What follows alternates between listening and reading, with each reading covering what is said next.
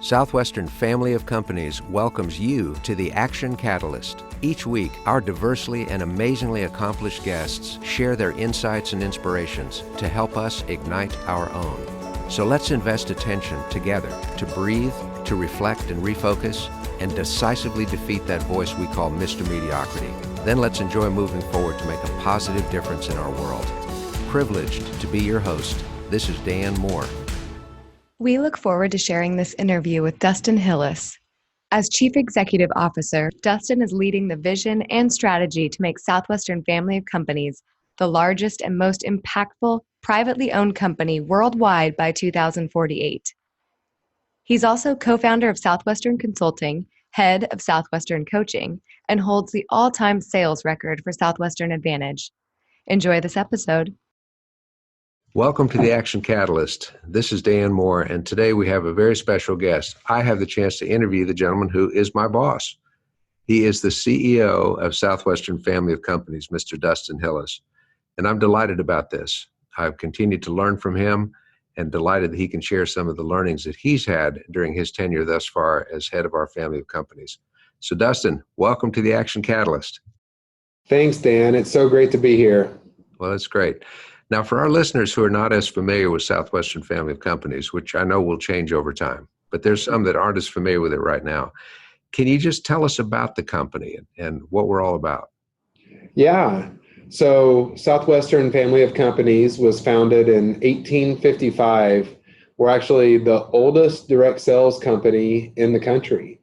And we originally started off as a Bible publishing company here in Nashville, and our company name Southwestern actually comes from Nashville being the Southwest of the United States of America in 1855 to today. We're comprised of 30 different businesses that are international all over the world. We have businesses ranging from financial investing and one of the top Raymond James financial planning firms with $3.5 billion under management with that one business, to we have a travel business, a real estate business. The business that you run, Dan, is our door-to-door book selling business. Southwestern Consulting, the business I co-founded over 14 years ago, and everything in between. Wow, it's a very diversified set of companies. Is there any common thread? What is it that unites this diverse set of businesses? Great question. The glue that holds everything together is our principles. And really, we have a document called the Southwestern Statement of Purpose. And the Southwestern Statement of Purpose is something that the board of directors reads to start every board of director meeting. And we go person by person, line by line, and read the entire family statement of purpose. All the presidents every month have a monthly president's call, and we actually are all on Zoom. So you got 30 different presidents on a Zoom call, and we go line by line and read the statement of purpose to start the call. And at the end of reading it each time, what we talk about is this is the most important thing. This is what we should hold each other accountable to. And really, if we all hold ourselves accountable to the statement of purpose, everything works out. And that's what we've been doing for over 160 years now. Mm-hmm. So the principles are what it's really about, and that's what unites us in a common way of believing and thinking and acting. And different personalities can easily fit around those principles. That's right. It's really important. One of the things, especially when we started Southwestern Consulting and the coaching speaking business, there's a lot of personalities that are out there in that space. But also in business in general, we find that there's a lot of personality-driven companies. And one of the things that makes Southwestern Family of Companies different is that we put our principles before the personalities. And as you mentioned, Dan, we have lots of personalities, as you can imagine, with approximately 10,000 people all across the world between our 30 different businesses. However, all the people, the common thread is that we all know that the principles are more important than the personalities. Mm-hmm. I think that's absolutely awesome. Well, I know that you got started as a college student participant in the Summer Sales and Leadership Development Program, In fact, you became the best that there's ever been. The company record that you set for total summer production still stands a decade and a half later, may fall one of these days, but absolutely legendary. And yet I'm pretty sure you didn't start out your first summer determined to be CEO of our company. I started out just wanting to finish the summer was the first goal.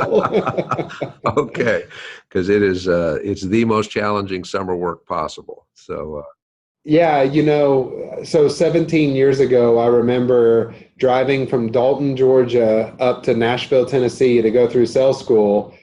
And I was a lost ragamuffin and had no direction, no purpose, no goal in life. I had been an athlete prior to that, playing football, and got injured. And going into Southwestern, my dad set me down and said, what are you going to do with the rest of your life? And I had no clue what I wanted to do.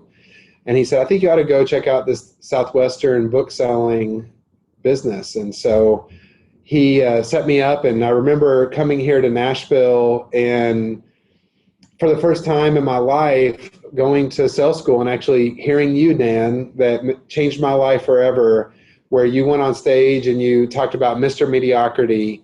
And it was the first time I ever heard the concept of self-talk. And it was the first time I ever heard the concept of goal setting. And it was the first time I was surrounded by hundreds of positive, motivated, goal-oriented people that forever changed my life. And so 17 years later, I'm so thankful that my dad pointed me in the direction of Southwestern, and that you were my first motivational speaker that I ever heard on stage 17 years ago. And I remember telling myself, I said, man, I want to be around people like Dan Moore. And here we are today, and it's been a fun journey over the last 17 years. Well, you just made my day 10 times over, so thank you for that. Tell us more about the journey, though. You finished your first summer, had done very well. What were some of the other twists and turns and pivot points and influences that took you from that point to where you are currently leading our business? Yeah, I can tell you it has not been sunshine and rainbows. And there has been a lot of twists and turns along the way. But to give you the Cliff Note version of a 17-year-old story, I would say starting off selling books was learning what it really meant to be on schedule. And I remember my sales manager, Roger Smith, sitting me down and saying, what's your goal? And of course I said, my goal is to be number one. I want to be the number one first year. And I said, what do I need to do to be number one? And he said, well, everybody else is going to be working 80 hours a week. They're going to be doing 30 demos a day. So you need to work 85 hours a week and do 35 demos a day. And I think, thankfully enough, I was coachable enough to go out there that first summer and actually do that and finish number one as a first year. And I think that started the trajectory and my expectation of going for it and being coachable and learning to follow a process and to follow a system. And it's interesting, leading Southwestern Consulting and working with thousands of professionals, that being coachable is a skill set, and following a process is a skill set. And so I would say that was probably a strength day one, was learning how to follow a script, learning how to follow a process, and to be coachable enough where if Dan Moore told me it was a good idea, then I should probably do it. And so from there, that led to my third summer breaking the all-time company sales record, as you mentioned, and also recruiting. So I recruited my second year 32 people to come sell books, and only 8 of them showed up, and only 2 of them finished the summer. And that was the most painful experience for me, was the rejection of recruiting 32 people and having them tell me they were coming to work with me, and 8 of them showing up and 2 finishing was very frustrating. And I pulled out my calculator of how much money I made for the time I put in to recruiting those 32 people. And I think I averaged about $2 an hour for the work that I put into that first team that I built. But I would say a lesson from that was never giving up on recruiting and never giving up on team building, because a great leader is a great recruiter. And that was something Southwestern has taught for over 150 years. So going into starting Southwestern Consulting, that was a mantra that we carried into Southwestern Consulting 14 years ago.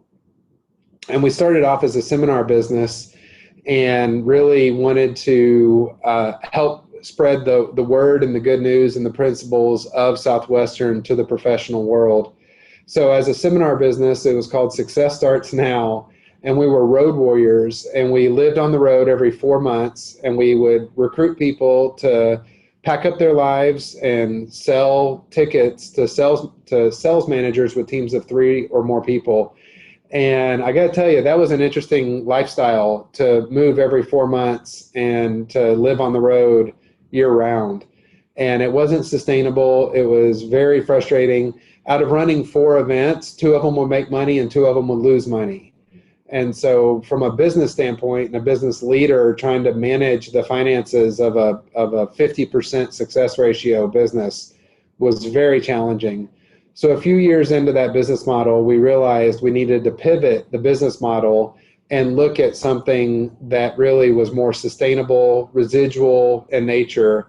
So we started looking into coaching, and we had a guy, Matthew Ferry, who we are very thankful for, who we were selling his coaching in our seminar business. And he flew us out to Los Angeles and said, hey, this is going to cost me a lot of money to tell you this, but when you guys are selling my coaching at your sales seminar, it's like people going to the rodeo and buying ballet lessons. And he said, you need bull riding lessons for your rodeo. And so that was a very pivotal moment in our business to switch to creating our own coaching business. And Matthew pulled out a big, humongous sticky pads and put a pile of markers on the table and said, we're not going to leave this room until you write down all the things you could turn into modules to create your own coaching program. So we did. We took out a marker and started writing down all the different content and intellectual property modular trainings that we have at the Southwestern archives over the past 160 years. And by the time we left the room, he looked around and the walls were completely covered with techniques and acronyms and things that we've been training people on for a long time. And he said, you're telling me you can go back to Southwestern and create modules out of all this content? And we said, yeah. He said, congratulations. This is more content than my dad's coaching program, which is Mike Ferry, and it's the top real estate coaching program in the world. And so we went and from there created the coaching business, and that was 2010 when we officially launched that business. And you fast forward 9 years later, and that business has grown at over 60% per year. And we have over 100 coaches that are fully dedicated, certified Southwestern Consulting coaches. And we've had 13,000 people go through that coaching program. And on average, we've increased their income by 25%. So I would say that pivot was an important learning lesson through our business career. Mm-hmm. And to me, it characterizes open-mindedness. It characterizes acceptance of a reality, but also characterizes a stubborn persistence to not give up on the idea of a business that would help people develop their skills and their attitudes, just go at it in a completely different way. And that's a more than a major pivot. That's standing on one toe and doing a backflip. Oh, I forgot to mention we were $1 million in debt before making that pivot. And now we operate off of a 15, almost 16% margin business and are a very healthy, profitable business model that we shifted to. Well, and that's a real encouragement then to everybody that's in our audience that's trying to build a business and maybe things aren't going as well right now. Again, it's adherence to principle. It's adherence to that stubborn persistence that makes such a difference in what goes on. I think that's absolutely phenomenal. Well, Dustin, how did that then go from running a very successful business that you were co-founder to then becoming CEO? And beyond that, is there anything that you wished you knew before the board asked you to accept the CEO role? Great question. Well, first, I would say running one company versus running 30 companies feels much different. And the things that I used to think were really big problems, in retrospect, are the smallest problems that now I have to deal with. So I would say the level of problem solving is much more significant with running a global conglomerate versus one company that it's just the size and scope of things look different. And I would say part of the journey, I think that having the background over 12 years of doing consulting and having consulting clients such as DirecTV, Verizon, and some of the Fortune 100 companies, that we got a chance to really, through the nature of consulting, where they would hire us and put us on large six-figure retainers to come in and look at the problems and the issues they were having as an organization. And after doing an audit, come back with detailed recommendations and solutions on how to grow their business. And then to go through the implementation phase of working through their team and existing infrastructure that was already successful, and how to take a business like DirecTV, and we grew their region in Chicago 23% in a one-year engagement. And so those skills and those muscles that were developed, I think, translate very nicely into one of the reasons why the board possibly selected me as the CEO. I think Henry Bedford and Spencer Hayes and Cindy Johnstone were auditing a group of us over 5 years. And it gave me a lot of confidence when they shared with me that they had been watching me in every business meeting, every interaction, and just making notes on the leadership skills and the ways the decisions were made at Southwestern Consulting and also on the board of directors. And I think that, combined with the consulting background, was part of the selection process, and gave me a lot of confidence knowing that they put 5 years into the process and that the board unanimously decided that I was the person for the job. And then the second part of your question is being a CEO was never a goal of mine. As a matter of fact, many, many years ago, my wife asked me would I ever want the job, and my answer was, heck no. So this was never a goal of mine. And after praying about it, and when Henry asked me to take on the role as he was transitioning into the chairman of the board, and my wife and I very much look at this as a we job, and that we're doing this together, and that if it wasn't right for our life, that it was something that I wouldn't have been willing to do. And really knowing that the gifting of what comes naturally for me is some of the problem solving and handling complex issues and simplifying them down to an actionable step, and looking at infrastructure and looking at how to maximize potential are all things that I have fun doing and actually get energy off of doing. And so knowing that that's probably what the world of a CEO would look like, that's what helped make the decision that to take on the role. And it has been quite the adventure over the last year. So we know that's right, and handling it magnificently. I think it's really, really interesting when you mentioned that you were being observed kind of covertly for 5 years without realizing that it was with the possibility of being groomed and elevated to CEO. I think that's a really important lesson for all of us that are listening and observing and thinking, because you don't have to set yourself up for a particular role. Your performance, behavior, attitudes, and all the rest are what will set you up.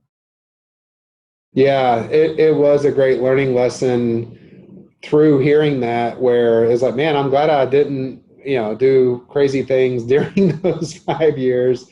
But it is true. And I find myself today in this role where, as I'm evaluating all the different new levels of leaders and as needs arise within the business, is that seeing people in action is the ultimate form of litmus test. And somebody's track record far outseeds talking to them or interviewing them or thinking somebody is a quote unquote good person. And I think that a lot of businesses out there create their infrastructure based on the people that they like or they don't like, based on personalities.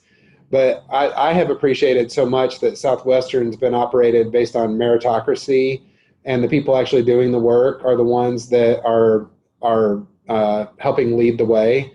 And so that's something that I'm focused on every day, is looking at the people that are getting the results and finding ways for them to help maximize for the whole family of companies. Mm-hmm.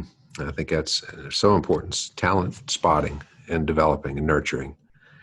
Now, during the last year, which I'm sure has gone like lightning, what are one or two things that you feel like you've learned and experienced that every leader should be alert to and paying attention in his or her business? Yeah, I would say the most important is honing in on our core values, and that really the most important thing that we all need to be focused on is why we are here. And if we don't know why we're here, then what are we doing as a company and as humans? And so really one of the first things we did is we did a corporate rebrand.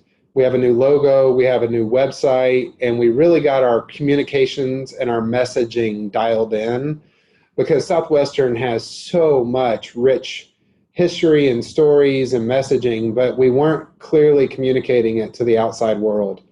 So now one of the most important things that I would say that any CEO should focus on is that messaging. And for us, our three core values is, number one, is that we invest in people and we invest in businesses. And investing is an interesting word, because a lot of people think with investing, it has to do with money. And yeah, we do invest in businesses and we do invest money in people, but more important than money is your time.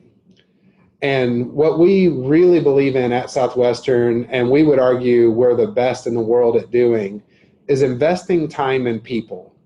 Because when you invest time in people, those people are what end up building great companies.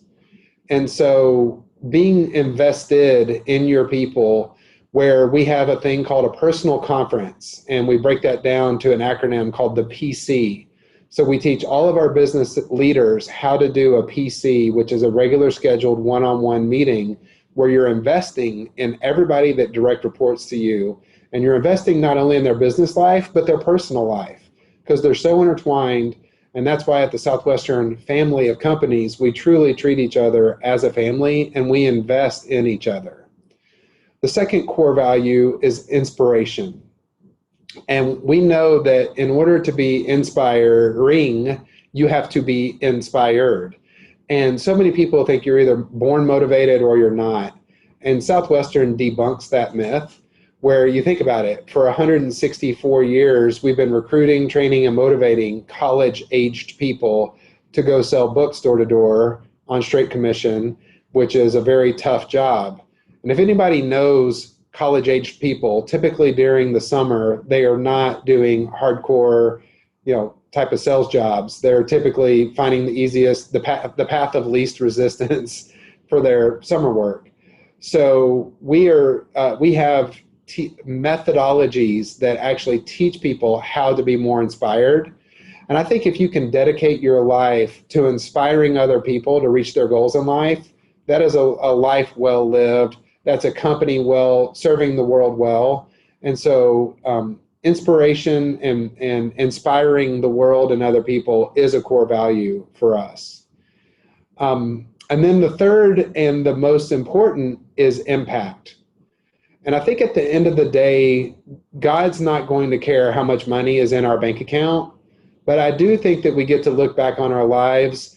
And I imagine it's like watching a movie, Dan, where we're sitting there next to maybe Jesus or Abraham or somebody, and you are eating some popcorn and you get to look back at your life like a movie. And that every one of the interactions that you were able to have with somebody where you impacted their life in a positive way, that we get the opportunity to see the butterfly effect of that investment, of that inspiration, which ultimately leads to impact. And that's what's driven our decision making over the last year, the 11 businesses that we've started in the last year are all centered around impact. And we want to invest in businesses and invest in people that believe in impacting the world in a positive way and making a difference in the world for good, because there's too many things out there, Dan, that are not for good. And people are focused on what's in it for me, and companies are focused on making a profit versus serving. And we want to flip that and really focus on doing it based on impact for the world. Mm-hmm.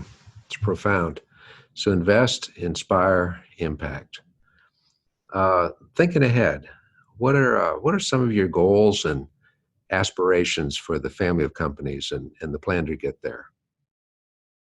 Henry Bedford, my predecessor, created a vision, casted a vision for all of us about 5 years ago, where he announced from stage, we are going to be the largest privately held company in the world. And from that moment to today, it has inspired all of our people that we should be the largest privately held company in the world. And actually, we should already be, with our history, our lineage, our track record, the caliber of people that are currently on the team, and the caliber of people that used to be at Southwestern and have gone on to start very successful businesses outside of Southwestern. So just putting the strategy together and the infrastructure and keeping that vision that Henry casted before us, that is the strategy. And so in order to do that, we need to start a minimum of 5 companies per year, and we need to grow at 26% per year for the next 30 years. And we have figured out through research that the track that would put us on would be over 200 companies doing over 200 billion in revenue. And that ought to put us in contention for being one of the largest privately held companies in the world. And so in the last year, that was the mantle that I took on, that I inherited.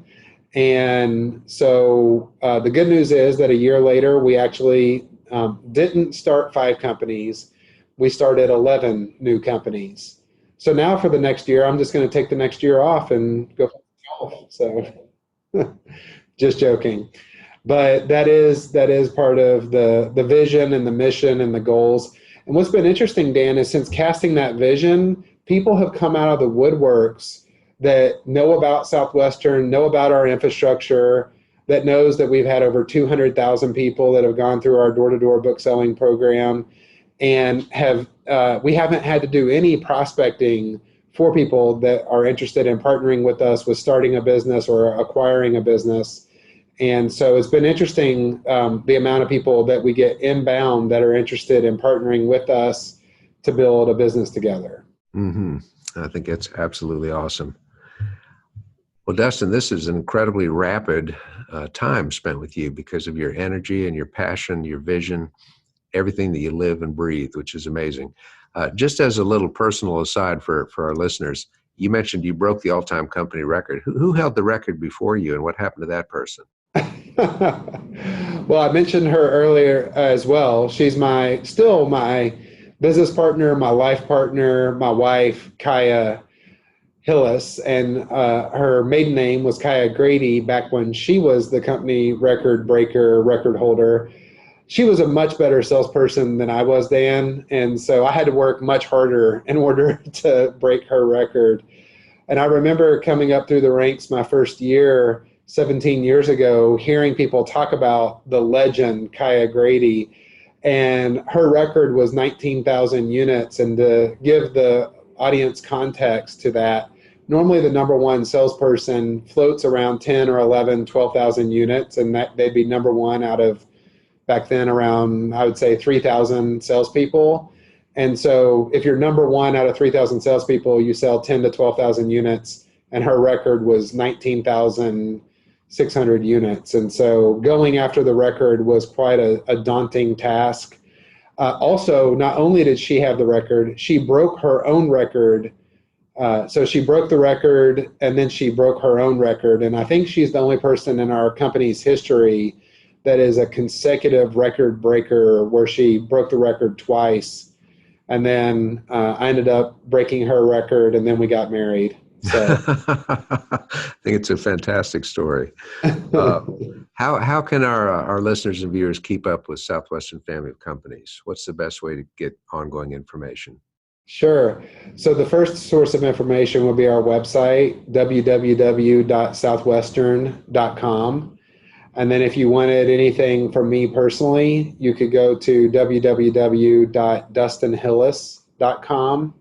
And there's also several books that I've written that you could get a copy of, and a variety of different information that you could check out. That's great. And before we wrap up, I'm also really pleased to announce to our many listeners that from time to time, you've agreed to be the guest host on the Action Catalyst and to be on the other side of the camera view.